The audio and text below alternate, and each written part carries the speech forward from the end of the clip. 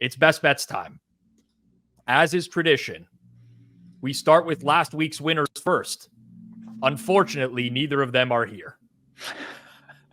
So instead, we'll start with the fresh blood first. We'll go fresh blood this week. Adam Chernoff. A lot of pressure.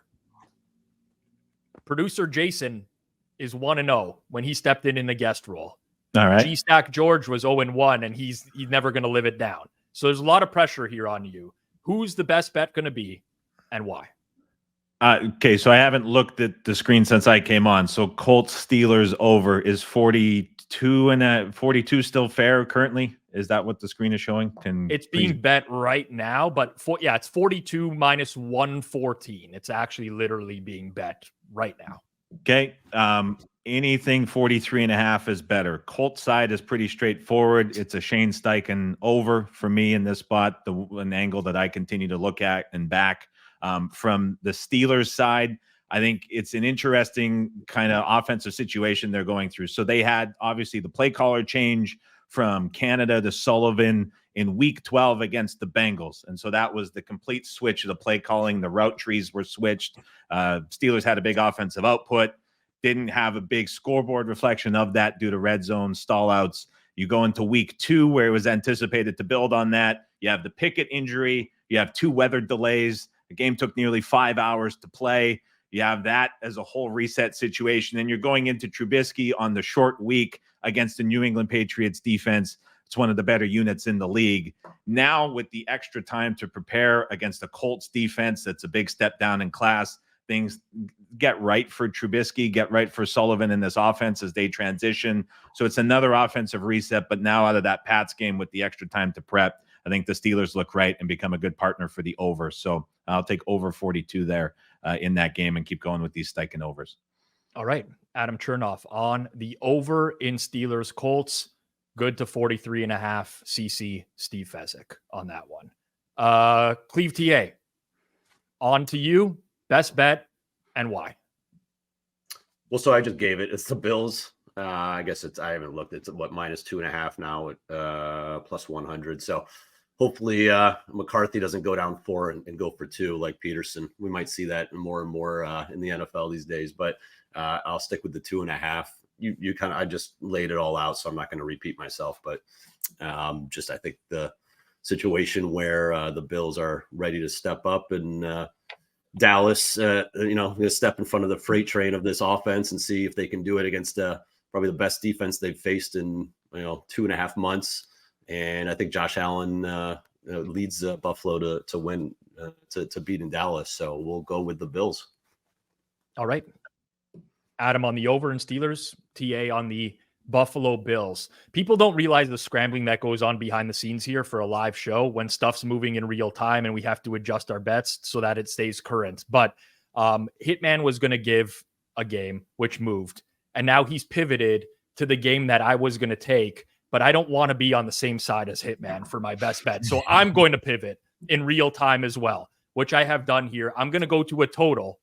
I'm going to take the Commies and the Rams over 49.5 minus 109. I have this lined above 51. It's my favorite total of the week. And this is just the Commanders' defense is bad. We all know that. But I actually think that they're still being somewhat overrated in market because they can't stop anything. They have a horrendous secondary. Their front seven's been a disaster since the trade deadline. I think the Rams' floor here in terms of points is very high, especially now that they have Kyron Williams in the mix. This has completely changed the Los Angeles Rams offense. I mean, look at last week against the Baltimore Ravens and how traditionally that type of game, bad weather in Baltimore, would have suited the Ravens just fine. Rams go in there, they go toe-to-toe with them, they go score for score with them, they lose on a punt touchdown. But I do think the Rams are going to score a lot of points in this. It just matters of whether or not the Commanders can keep up. And I do like Sam Howell against these types of defenses that just don't have a ton of playmakers overall. They'll be playing from behind a lot, changes the game script for them a little bit, and they're forced to throw. But I do like the over in the Rams and Commanders at 49.5. And of course, now the moment that everyone has been waiting for. Hitman, it's time. It's time to go ahead, Adam. You say Well, this every week. what happens if the first play he was coming with wins and then this one doesn't? Oh. Does he get No, any like this no, is going to no, be no. an all-time bad? I feel for Hitman in this spot. It is. This is just like everyone out there in real life. Everyone clicks submit bet themselves. You know, you buy picks, you listen to your friends, you do whatever. At the end of the day, you're clicking that submit bet button, bet yourself. Submit bet button yourself. I've made the choice to pivot to this bet. It's on me. It's not on you, Hitman. But I do agree with your bet. I just didn't want the bad juju associated with being on the best bet. So let the people know what it's going to be and why. Well, what we're going to do is if the game that I had to pivot off wins, we're going to bring that up next week and say I should have won. And if it loses, we're just not going to mention it. That's how we do it. But all joking aside, Chicago +3 is my best bet.